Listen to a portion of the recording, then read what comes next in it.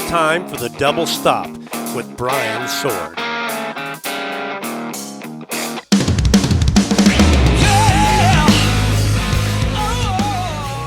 Welcome to the first episode of the Double Stop podcast for 2015. Today's interview is with recording engineer, mixer, and mastering engineer Chris Collier. Some of you may not know who Chris is by name, but if you like KXM or the recent Lynch Mob or Prong CDs, then you've heard his work. This interview is actually a happy accident. When I was interviewing Jeff Pilson, Chris happened to show up at Jeff's house to pick up some files. Never one to miss an opportunity, I told him I'd like to interview him as well. So this interview took place a few days after Jeff's interview, and I believe it's actually his first ever interview. This was an interesting change. Chris is much younger than anyone else I've had on the show, but based on the work he's done with George Lynch in the last few years, it's pretty clear that Chris has a huge career ahead. You get the sense of that in the interview. Things are on the verge of exploding with some very high profile projects on the horizon, even though he can't really talk about all of them yet. Before I get to the interview, I want to let you know about a few small fundraisers I have going on for the show to help cover the bills. Now, I'm not going to lie, I'm not going to say that you need to support the show to keep it free or that there is any risk of it stopping, but there are a bunch of bills that I have producing the show that I have to pay out of pocket. To help with that, I've done two things. One, a basic PayPal donate button on the site. The other is a couple of banners, one for Amazon and one for iTunes. If you click them before you buy something from these stores, then the show gets a small commission on any purchase. It costs you nothing, and you can bookmark the landing page so you can click that to go through anytime you buy, and it would really help cover the bills. Just go to thedoublestop.com if you want to help out. Now that that's out of the way, let's get on to the interview. This week is the story of Chris Collier.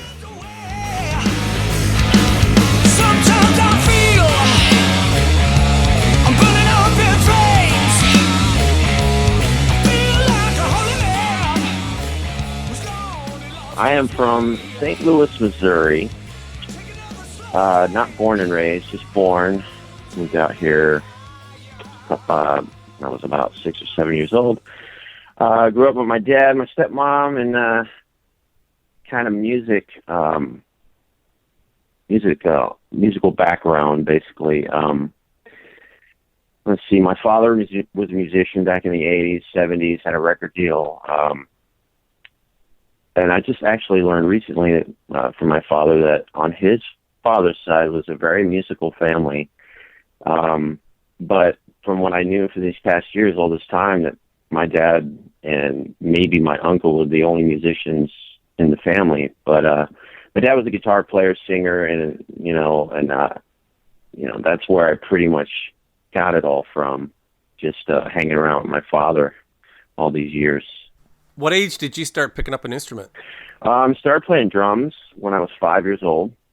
I learned by watching my father's drummer in his band at the time. And, and then I picked up the guitar around 10. I think somewhere between 10 and 12. I can't remember. It's kind of vague. But, and then throughout the years, just slowly started to learn to play bass guitar, screwing around with melodies, singing, and eventually just becoming, being able to play all the instruments.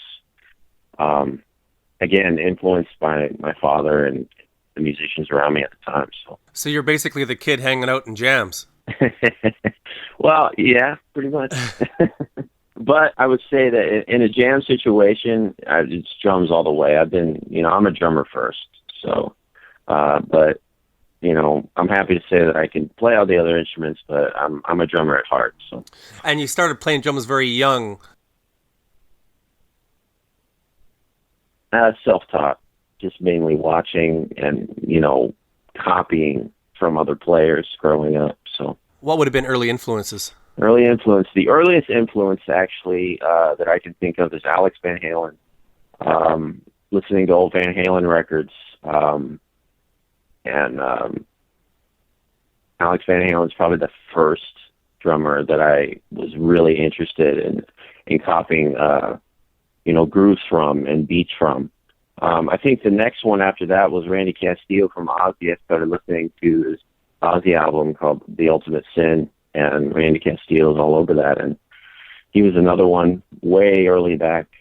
But I think growing up and really the most influential and stick out drummers for me were Mike Portnoy from Dream Theater and Vinnie Paul from Pantera. Those were the two staple drummers that I really followed throughout junior high, high school, and after. And then throughout high school, I would assume there were some bands involved you were in? Oh, yeah, plenty. Actually, I was a jock my freshman year in high school. I played basketball. I was very active, and then I got approached by a buddy of mine, a longtime friend of mine, and said, "Hey, we need a snare drummer in the band." In my sophomore year, I was in the band, and in the marching band, the high school marching band, concert band, jazz band, all that stuff. And I quit being a jock, and I said, "You know what? This is for me." But at the same time, I was playing. I had a band in junior high.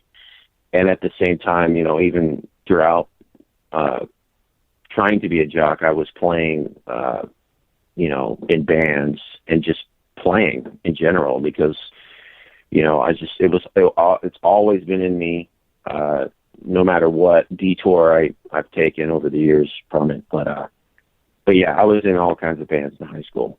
At that point, were you dabbling in recording, or were you strictly as a musician playing? I was strictly as a musician at that time. But my father always had a recording studio in the house.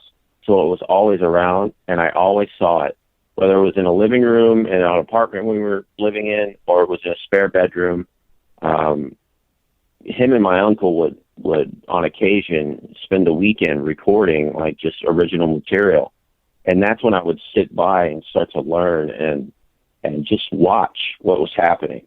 And again, this is all through the time when I was taking detours from music, but it was always there, even when I was home.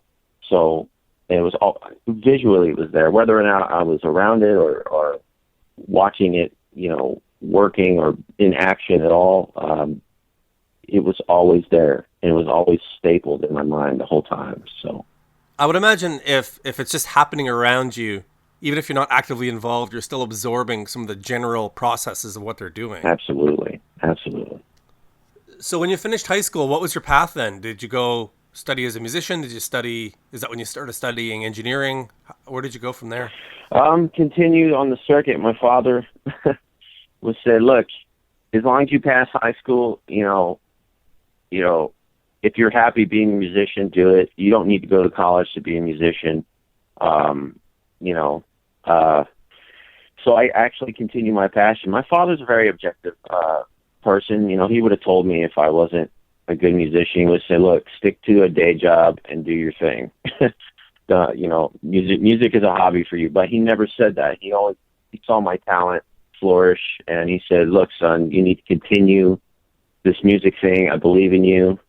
And, again, like I said, you don't need to go to college. Just hit this full force and do it with everything that you got and give your all to it. So there was a time I was playing in like 5 bands at once. I was rehearsing 6 to 7 nights a week to the point of exhaustion just because, I was trying to put my eggs all in different baskets and see what successes would come with which band. Hopefully something would happen. But throughout my years as a musician, trying to make playing in a band a career, it just never, ever panned out. And I could never get that luck. And sometimes, you get that, oh, we have a producer coming, he's a show, he wants to do a record, we have these A&R people, yada, yada, yada, the LA scene. It just never worked out. And, in the midst of all that and in the middle of it, I just stumbled across being at different studios at different times, recording different projects, and that part always fascinated me throughout the years, just, getting it going. But it was a struggle for me as a musician, trying to, quote unquote, make it, even being in LA. And, everyone's, oh, you got to go to LA to make it. It's like, no, you don't. No, you don't. Even back then, it was difficult. And maybe I just wasn't in the right situation, not the right musicians. I don't know what it was, and I can't pinpoint it, but, I had good times and I learned a lot. and was able to actually carry a lot of that over into what I do now. What was that path then? When did you decide to make the switch that you're going to move more into engineering and production? I was in a band that we had the most potential out of any band I've ever played in, and we rehearsed at this one studio, but then another rehearsal studio was opening right next door. I don't know if they knew it, and it was a rehearsal recording studio, and so we checked it out. We started rehearsing over there, and the owner gathered, was totally interested in the band, wanted to do a pre-production deal and all this stuff. So we entered his studio, and it kind of became our home. We could go there anytime, play anytime we wanted. The studio was open, and we recorded with this guy a lot. His name was Rick Altschuler. He's ended up being one of my mentors, and one of the reasons why I got involved in this.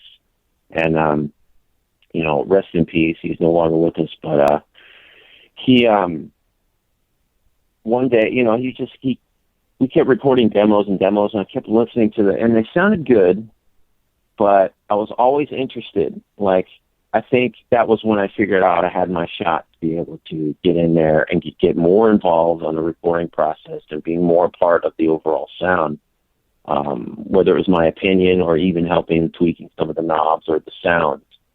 And that's when it kind of started, and then they got a full-on Pro Tools rig in there. I think that's when Pro Tools 6 came out.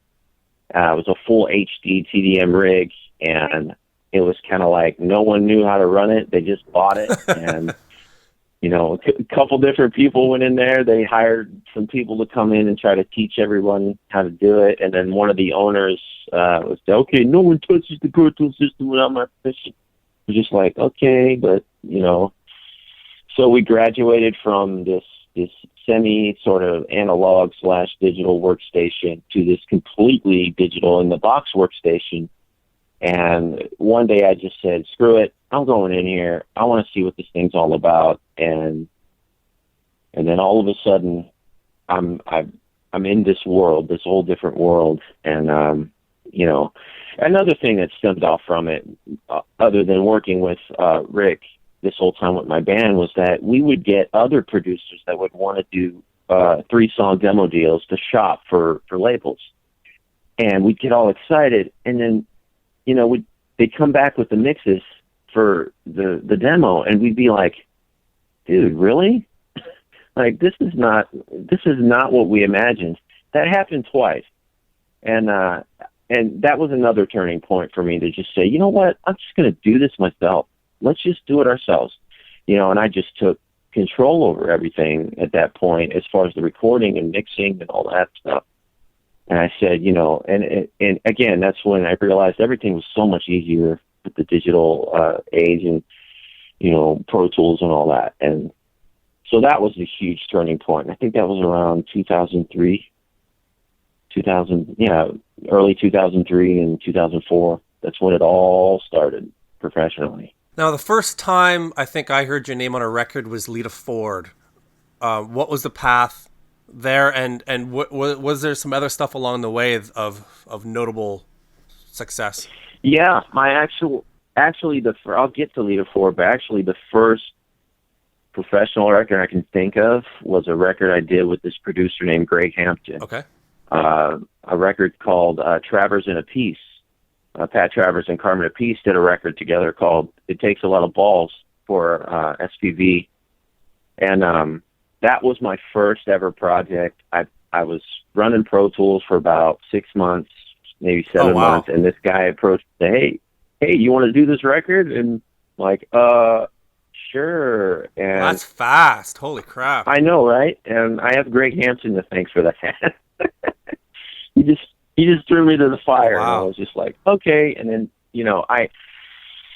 there were some problems toward the end. I mean, the tracking process went great, but then file transfer, there were some things I didn't know about Pro Tools, and I kind of screwed up, and I got yelled at, and, the whole thing. And I was like, dude, I didn't go to school for this. There's this stuff I didn't know. I'm sorry. But yeah, and then I started to do projects with this producer, and, later down the line, we'll fast forward, and the reason why Lita Ford comes up is because what I would do with Greg is we would record a lot of songs together, just personally, his own songs. And because he's a producer, songwriter, writes a lot of songs for these artists that he works with. And I was his go-to drummer. I became his go-to drummer for the studio. So he would I'd go over, I'd record like 5 or 6 random songs per session. And then, I'd come in and engineer for him too. And I was kind of doing the back and forth thing, playing and then engineering. And then it just so happened that 2 of those songs that I did for him ended up on the Lita Ford record. I had nothing to do with it engineering-wise. I just played 2 of the songs, played drums on 2 of the songs on her record. I didn't know it until he was like, yeah, we took 2 of those songs. You're playing on 2 of the songs on the record. I'm like, oh, okay, cool. That's sweet. So, yeah, that's how I got the Lita Ford name. In terms of your production then, what was the growth then from the record with Carmen? Where did you go from there? I did another record right after that with Greg for this artist named Calvin Russell.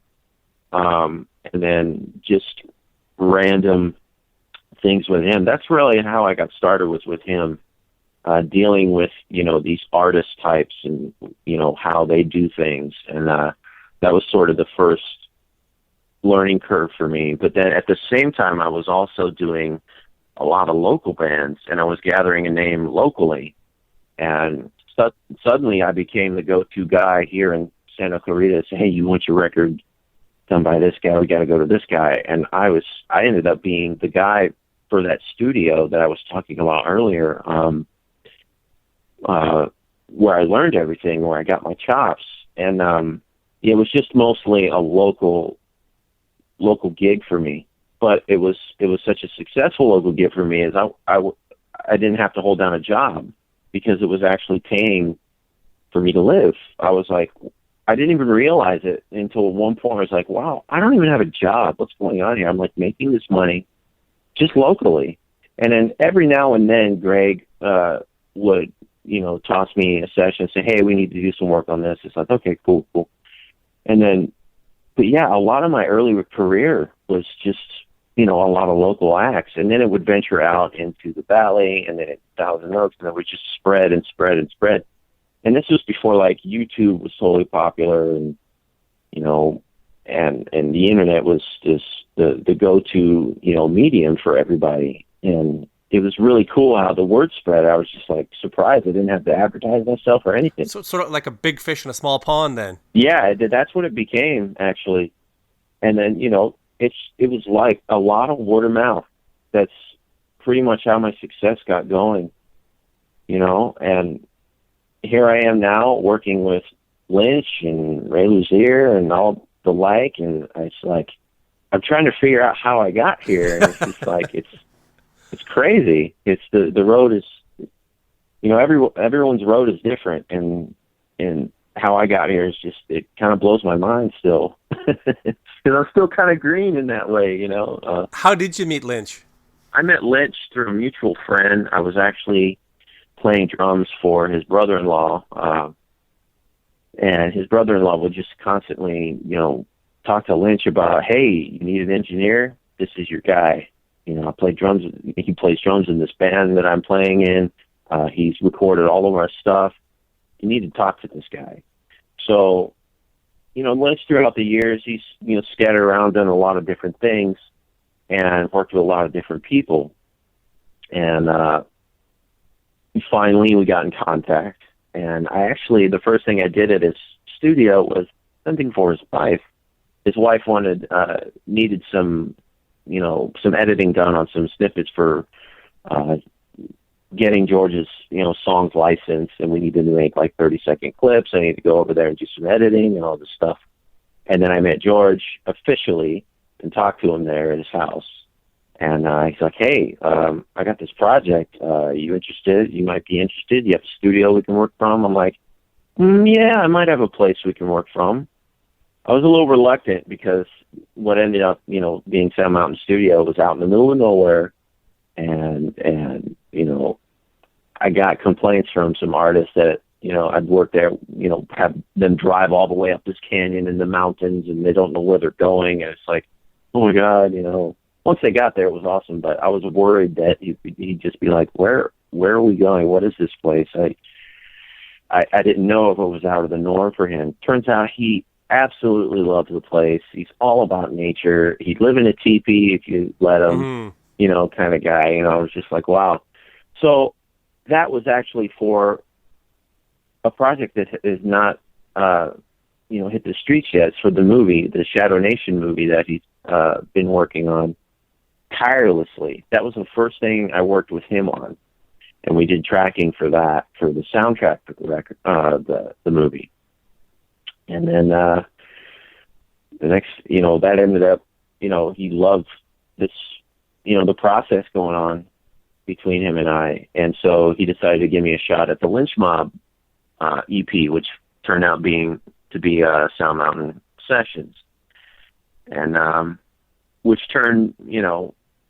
was great. It was just the 4 songs, them jamming out up there, and they all loved it up there. It was secluded, no one bothered them, and they all loved working with me, and I was really excited about that. Again, another situation where I was just like, wow, I'm doing, a Lynch Mob record. It's an EP, but to me it's a record, And then all of a sudden, I'm out on tour with the guy, with Lynch Mob, playing drums. So, for a summer. Yeah, I saw some video clips of that. Yeah, that was one of the best experiences of my life. It's like I skipped levels. I skipped the tour bus level. I skipped the van level. It's just like straight to doing flyaways, flyouts for the weekend, private jet. I was just like, what is going on here? It was just, like I said, some of the best times I've ever had. And that's when I actually figured out I'm not built for touring. As much fun as I had, I was very, very, very happy with staying home and doing what I love, being, engineering, producing, and mixing records at home. That was my thing. And that was okay, this is what I'm doing for life. That's when I was like, I'm going to retire doing this. There's nothing else I'm going to do. That's interesting. What was it about touring? If you're going to tour on that level and you're still kind of glad to be home, that does speak volumes. What was it about it? I don't know. I gotten used to being home. I always liked, just being in that environment, being in control of my own, destiny rather than being on someone else's agenda, like out. Oh, you got to get up, you got to go to the airport, you got to wake up at like 4 a.m. to get to the airport by a certain time, and then we're flying out, and then we're staying. You don't know where you're staying. You don't know where you're eating, whatever. It's for some people that kind of spontaneity, and that's what drives them. That's not what drives me, unfortunately. And, it was the best of circumstances, too. We all had our own hotel rooms. We weren't sharing any rooms. I had a lot of privacy, and it was great. It was comfortable for what it was. It just wasn't for me, right. And performing is fun, but again, that's another thing that's just like, okay, cool, But for me, being in the studio for me is my motivation and my drive. That's what gets me. It's like for any performer, performing for them, that's what gets them. Being in the studio, working with artists, that's what gets me. It's something I've never gotten tired of. So that's what drives me. For the Shadow Nation, I think it was just the past week or two, George mentioned that it's going to be a double CD soundtrack, that there's a ton of music there. Is that project complete and just waiting for release? Yes.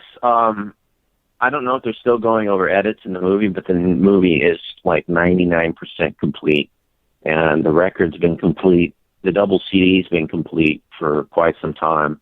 That was one of the things we wanted to make sure that was done first, was the audio portion. And even during the recording of all the music, footage for the film was still being shot, and I think it was like 40% at the time done, the movie was. And but as the movie was getting more and more completed toward the end of the audio sessions, we were able to see what was going on, little snippets here and there, and the band was able to, gather inspiration from that to writing more material that was catering more toward the movie rather than just flying in blind and just recording music off the cuff. They have something to visually look at toward the end and be like, okay, we can write this last bit of this record, you know, and cater it toward the movie. And we did a bunch of soundscaping stuff, you know, tribal drums, guitar effects, keyboard stuff, and whatnot for the movie. Even to this day, we were still, like, I can recall about a few weeks ago in the studio doing more sound bits just for, you know, just to add more to the movie. You know, it's an ongoing process. But yeah, it's about 99% complete, I think, at this point. Yeah, I think that project turned out to be much huger than George thought when he stepped into it. Right? He bit off a little more than he could chew. But, you know, George, he likes to be, I mean, look at all the records he's put out this last year. Oh, yeah. And, you know, I'm happy to say I was involved in a lot of those. So, if not all of them. And he loves to work, loves to keep his mind rolling. And that's good for me because I love to work. Now, for the Sound Mountain sessions, he did talk at the time a lot about Sound Mountain Studios, about how much he loved that environment to record. And he also talked a lot about a desire to get into a studio and, you know, record these songs and do it fast and get out. Was that the process for that record? Yeah, we took about just a week casually being up there, and I think a couple of them stayed up there during the week too. I think Oni and Scott ended up staying up there. That's pretty much how it was. It was get in and get out, and all the tracking was pretty much done within that week. I think we came back, scattered a couple of days to do guitars, but all the drums and all the bass and even some of the vocals were done during that week. And like I said, we just came back into some scattered guitar bits. But yeah, it was just something about the environment up there. You know, it was, like I said, it was secluded. No one, you know, no random people came in and, you know, say, oh, hey, George, heard you were here, blah, blah, blah. You know, none of that happened. It was totally, you know, out of the way of you know, normal life up in the mountains. You know, it couldn't get any better than that with these guys, other than the drive. But yeah, he loved it up there. The band loved it, and that was pretty much the scenario: was get in, record, get out, and then they worked really fast together. I was blown away at the chemistry that was happening between the four of them. It was a learning experience for me, and it was just, you know, I think they absolutely were just in love with the fact that, you know, everything was just, you know, it just came together like that. And how comfortable were you with the speed things were happening? I was comfortable because that's how I like to work. I like to work really fast, even when I'm editing. And I think they enjoyed that too. I had to stay on my toes because I was actually doing things in a way I'd never done them before. Like I would just let the track roll. Like I'd just hit record and just go and let them do whatever they did, whether we were recording nothing or George was just fiddling on this guitar, Robbie was just fiddling on the bass, or Scott was trying to come up with some sort of drum beat. I just let the tape roll, and I had to sit there and listen to almost every single bit that they were doing because, hey, they would shout back and say, hey, record this real quick, you know, or hey, let's separate this and let's try to piece this song together. We're going to do this section, and then we're going to do this section, and then can you put that together in some sort of verse chorus form? So I had to be on my toes, and I had to work fast in order for these guys to keep the inspiration going and go nonstop.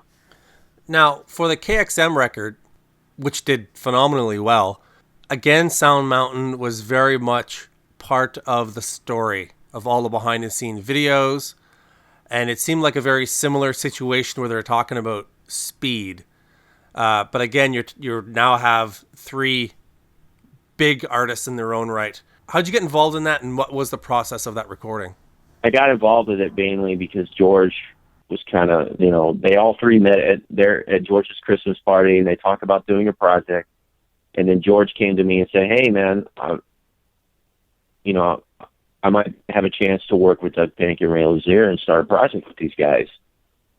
And so we need to see what kind of availability we have up at Sound Mountain. I'm like, okay. You mentioned the names, and I was just like, oh, Korn and King's X. I have been a huge King's X fan since I can remember, before I even got involved in engineering. I listened to King's X constantly. Dogman was just like one of the records for me when I was a kid. And of course Korn, spearheading the nu metal movement. I was around when all that was happening. I was in high school, coming out of high school, and that was the peak. That was the music. That was it. Slipknot, Korn, all that. And so just to have, and then Ray being a powerhouse that he is, and being a part of Korn at this moment, I was just like, wow, my brain was melting. And I was just like, okay, cool, let's do it. And, George was just insistent again, because Sound Mountain was his place. He loved it up there. And, I was a little reluctant, because, of course, these are big names. They've been in big studios. What are they going to think of this place? Like, to get up here and go, what is this? Just some house. It could be any random house or whatever, but it was a studio I helped build, and with my buddy who actually owns the place, Jason Landis. It was me and him that kind of just, spearheaded the whole thing. And so they finally got them up there. And I think we booked about 8 or 10 days straight up there, no stopping. Same situation as the Sun Mountain Sessions. It was the same this way. They're all three in a room. This time, instead of George, George usually is the guy that's spearheading and making sure, we have enough riffs to put stuff together, and then it's the rest of the band contributing to maybe the arrangement. This time it was all three. Like, all three had an equal say in everything. Doug would stop George from playing and say, stop. Hold on. Don't, because George would go so fast, and, we can go into this part and go to this part. And then Doug would have to be the mediator, say, okay, let's do one part at a time. And then, Ray, with his unique style, would say, hold on, maybe we can go into something like this. So everyone was equally involved, but once we got the ball rolling, I think, and all the, the jitters out, it was a smooth, fast, efficient process. And again, like I explained before, I had to listen to every single note and make sure that I was, on top of everything. Making sure, nothing went wrong. If something went out, a mic went out, I had to get to it like right away. A chord, wasn't working, something, and that happened quite a bit. So I had to make sure that I was on top, of everything. And then, pretty much the same process, except now you have three heavy hitters of the music game. But once we got into the flow, everything was awesome, and everything went smoothly. The songs came out so quick, and I was way impressed with how, quick they were able to come up with, like, I say 8 or 10 songs. I was just like, really? A song a day, almost 2 songs a day with these guys?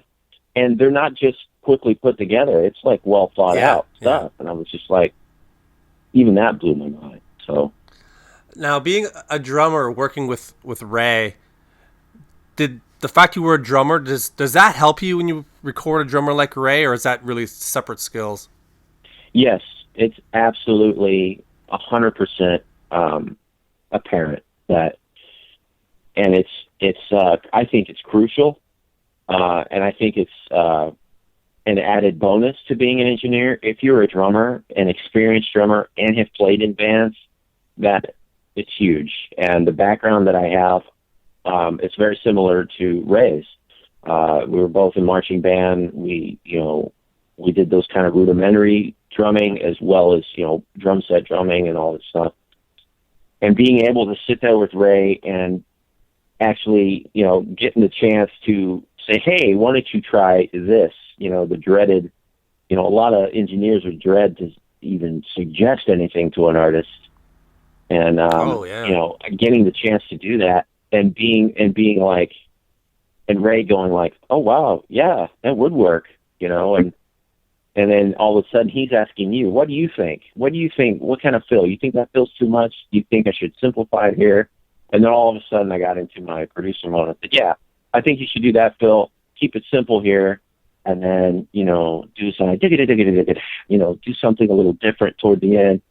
And then that's, you just take a chance. And that's exactly what I did. And it ended up being, Ray ended up absolutely loving it and enjoying it even more. Just the fact that I was a drummer and able to communicate with him.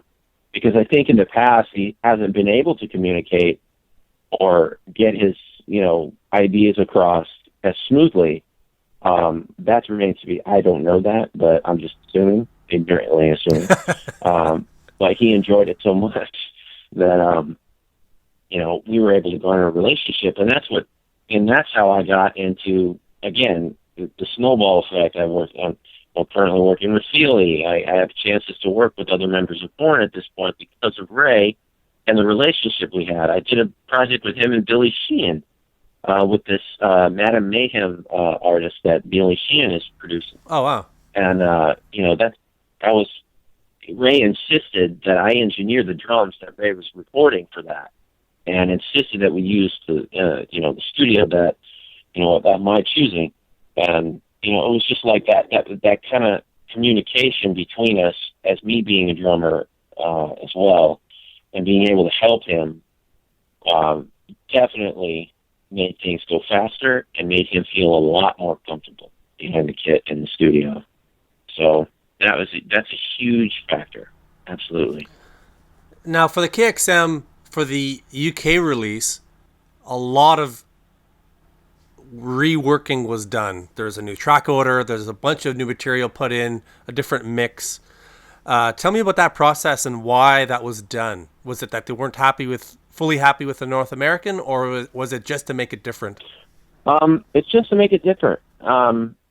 I think because the release times were spread out so far, like US was released first, and then I think the UK and Europe release wasn't until like the following year, like months later.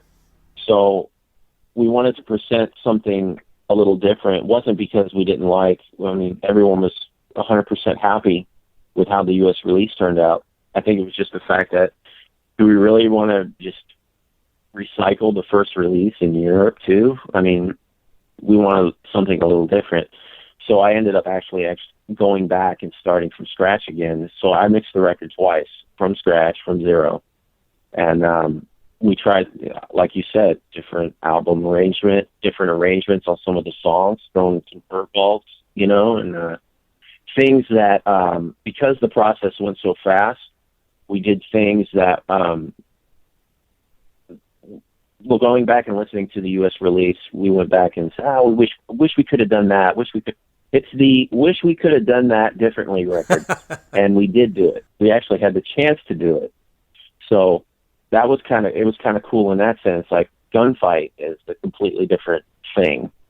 The song Gunfight on the record is a different arrangement. We had fun doing that. It was really cool to be able to do that and to, take from the grab bag of recording sessions that we did, of B-roll and, all the stuff that wasn't used. We were able to take sections of songs that weren't used or weren't fully written and be, able to include those in some of the arrangements and things that people never heard from the first U.S. release, So that was how that was. And that was the reason. It's just because of the date, the release date spread, how long it took for Europe to release it. We just decided to do something completely different, and I got to mix it twice. That was cool. And as some time has gone on, and you get to look back at it, do you have a version you prefer, or are they both, your children? You know what? I love both of them, but there's things I like about the U.S. release, and there's things I like about the European release. I think, like I said, it was a cool thing to be able to do that all over again. And as a mixer, sometimes even I go back and listen to my work and go, I could have done that better. And that's exactly what I did on the European release. I made sure that, okay, these are the things that I'm going to make better. And that's what I did, personally for me. So maybe the European release is a little more. I like it just a little bit more, simply because I was able to go back and fix things that, I didn't like. And so maybe a little bit more, but equally, I love them both. I really do. Now, is that the nature of the beast, where you get so into a project and you work so hard and you're under a deadline, and I don't know if perspective is a little lost perhaps when you're knee deep in it, and then a little bit of time passes and then you can start picking apart things you wish you did differently? Is that the nature of the game of what you do? I think so.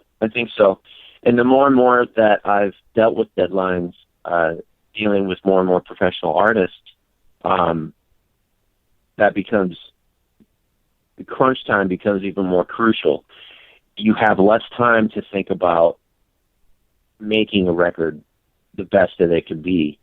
And sometimes you don't have time to look back, and you just have to make sure it's your best work to date, and it's a little bit of pressure, that's just, if you can't live with the pressure, then you don't belong in this business. It's like, you just got to deal with it. You got to, and you just got to move on.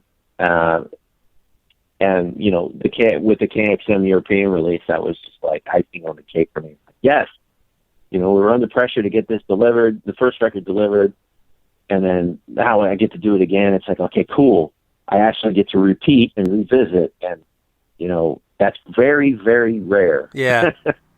To me, at least it seems to me, in talking to other engineers and other people that do what I do.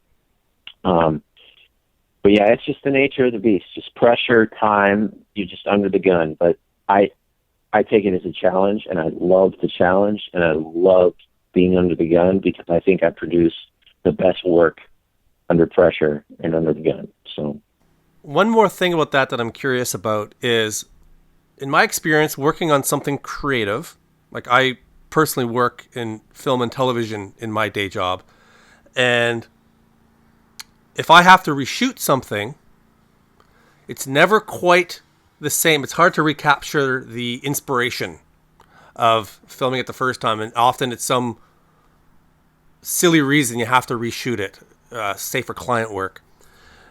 Remixing something you've already mixed, is it hard to recapture that initial inspiration, or is that a different beast? Well, in this day and age, with the beauty of digital technology and be able to recall your mix at an instant, the magic is there. But it's recreating the magic again. Like I said, I had to start from scratch both times. That was my decision. I didn't have to. I could have left it as is and just maybe tweaked a few things, but I decided that, let's try to, just make this better. And I just, my OCD that kicks in and says, I got to start over. I can't revisit something that I already had magic on and try to redo it and add more magic to it. Like, it's, that's just not how it works. It's like with a band in the studio, like when they capture something during the raw sessions, it's just magical. And then you try to recreate it during the overdubs. It's like, man, we can't do it. It's like, it's almost impossible. It's not impossible, but to the artist, it's almost impossible. The same thing with, what I was trying to do there. But again, I treat it as a challenge, and I as a whole separate entity and a whole separate thing, like a new record, basically. But it is indeed a challenge, and sometimes you can risk losing that magic. But I don't tend to think that way, especially with what I do. If I have to try to recreate something again or have a chance to go back and, redo something, we just do it. I don't even think about it. I just go for it. So. Now for Sun Red Sun, which just came out and again has done quite well, I would say it's surprisingly well considering it's really an EP. Right. Those are some interesting tracks because they date back, as I understand it, they date back a few years ago. to some earlier sessions that things kind of fell apart on and then were picked up. Are they all the initial recordings from what was supposed to be a full-length Lynch Mob album a couple years ago? Yes. There were 5 songs on a drive that were done before I even started working with George. And they were supposed to, like you said, become a full-length Lynch record, Lynch Mob record. And nothing came to fruition. I was kind of confused at the fact that they were doing 4 new songs for an EP, but explained to me that, it was just to get something out there before they decided what they wanted to do with those previous 5 songs. Because they were, they were supposed to be part of a full length, so they didn't want to release it exactly as an EP at the time. So they wanted to do just a 4 quick songs EP to get it out, keep people's interest. But then, obviously, it ends up as an EP. And then the members, Scott's no longer in the band, Robbie's no longer in the band, and they're a huge part of all of that chemistry. And so we just decided, there were 2 songs done on vocals. We decided, okay, we're going to put this out as an EP, and, let's finish the 3 songs with Oni. We got Oni back in the game. Let's finish those 3 songs. They wanted to add an acoustic title of the record, Sun Red Sun. We wrote that, they wrote that song specifically for that EP and added it on, later. And then I heard they wanted to package the 2 EPs together, and I was like, oh, that's kind of cool, But yeah, I had the only thing that I did on that record was record the 3 songs for the remaining 3 songs that weren't recorded from the Transformers session, and then recorded the entire Sun Red Sun track with Oni's vocals, mix, and master. That's what I did on Sun Red Sun. See, I thought all those songs were the ones right after the Sound Mountain sessions, but you say some of those recordings date back even earlier? Yeah. Oh, interesting. Yeah. They date back right before that. Yeah. Huh. So why weren't any of those songs used for Sound Mountain then? I'm not entirely sure, to be honest with you. Like I said, I was like, well, why can't you had these 5 songs, you could have released those maybe. I don't know. Like I said, I think they just wanted to throw some new material. They weren't entirely sure what they wanted to do with those 5 songs. The plan was to actually go back and write 5 more songs and add to that add to those 5 songs and create a full length. Right. But that ended up not happening. For some reason or another, things just didn't pan out.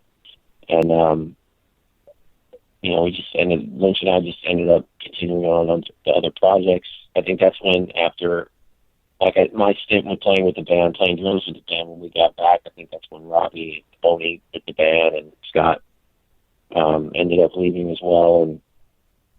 And so I think they were just, George was just like, I don't know what to do at this point. Let's just continue on with the next project that we're doing. And, next thing you know, here we are. We're revisiting the 5 songs and putting it out on an EP.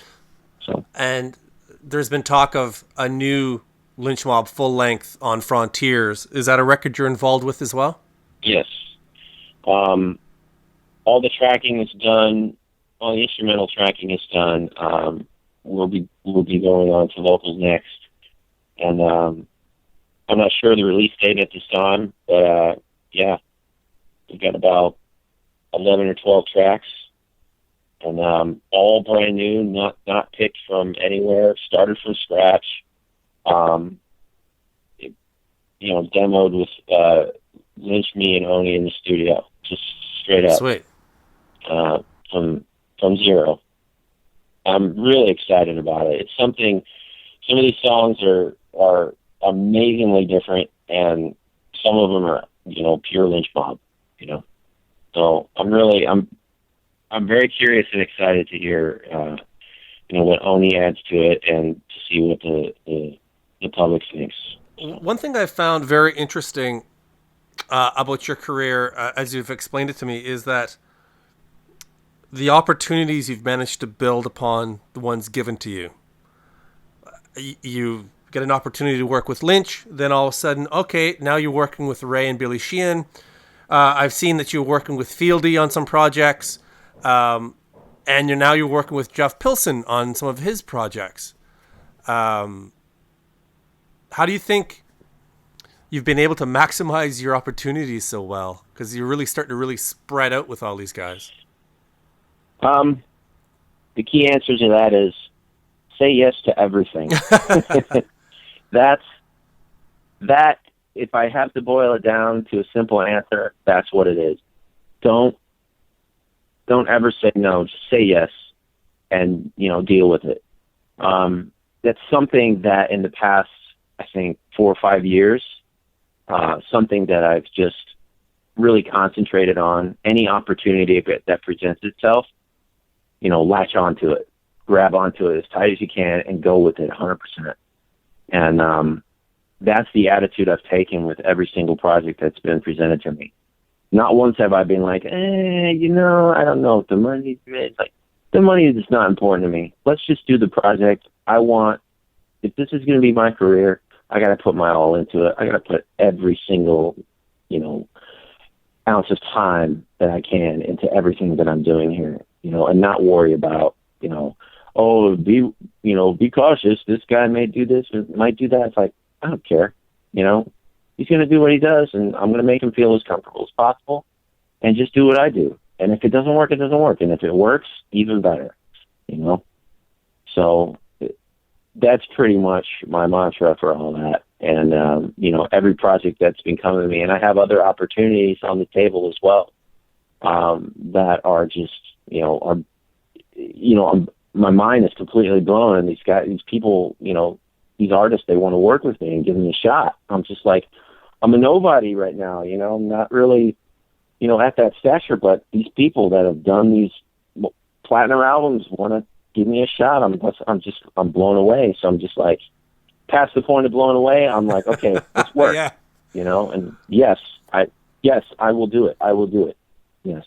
So that's the key for me. And of the artists on your plate right now, which ones are you allowed to say? Who are you working with right now?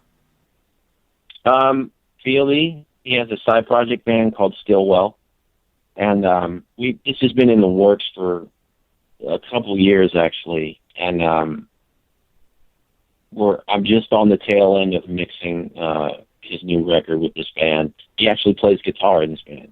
Oh, cool. So it's been a real treat to be able to work with him. And for him to come to my house and for him to feel comfortable in my house working with me in my little, my little room, it doesn't have much, but it has enough to get the job done. And he's just, he enjoyed every minute of it. It's not like he came in and said, what is in this part? Not one time did he ever feel that way when we were working together. And I'm so blessed to be able to, experience that with him. I've actually did a full and complete record with Prong, with Tommy Victor. We did the entire Ruining Lives record. We tracked everything at my studio, and then he took their album to Steve Abbott's to do vocals and mix. And I'm proud to say I played drums and I played bass on that record. So, that was another project that was just thrown at me by actually no one that anyone knows of it. It's a buddy of mine that went on tour with the guy and was just tech in Danzig. Well, Tommy was playing in Danzig and Prong. And he said, hey, you got to work with this guy. And so that's how I got that. We had a great working relationship while we were doing the record. And he loved, he was loving everything that was happening, the tones, everything that was going on. And we actually have another project that we just finished, called Songs from the Black Hole. It's a Prong covers record, a bunch of his punk rock influences throughout the years. He did a bunch of covers and was recorded over in the UK. We did all the vocals here at George's studio, and I did all the mix and master here at my studio. So that's another thing that's coming out. Other than that, there's possibilities that I don't really want to talk about yet because they're not 100%. So don't want to, get too ahead of myself. But some huge possibilities that are really, that I hope can really work out. The Fieldy thing, the Lynch Mob deal. Jeff Pilson, when I was over at the studio, I was picking up a song to do a trial mix, and it looks like I might be the candidate to, mix and master that record. I'm keeping my fingers crossed. And I don't want to mention the name of it without, getting permission, but it's a pretty cool project. And, if I get the chance to work on it, it's really exciting. So, artists that want to work with you, how can they reach you? They can reach me on Facebook. I'm in the process of putting my website together, but they can reach me at facebook.com/CMC21Productions. They can also email me. I don't mind getting a flood of emails at the same thing, CMC21Productions@gmail.com. And I'm always on Facebook, and I've gotten countless messages from all over the world for asking me to mix and master the record. And I'll work with anybody at any time. I have reasonable rates. And, it's all good. I love to work.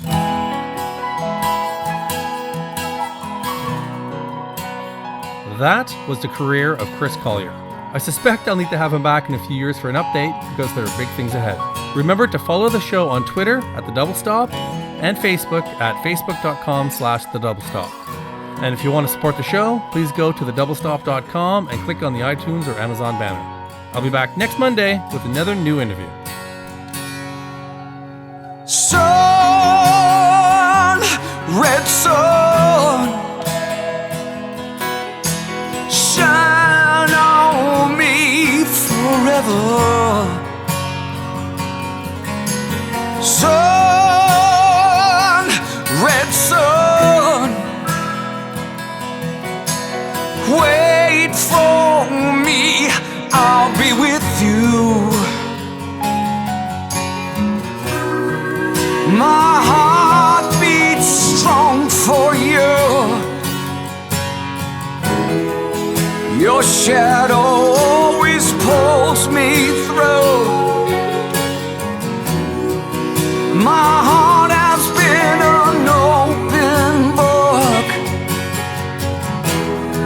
and my soul on fire, my soul on fire.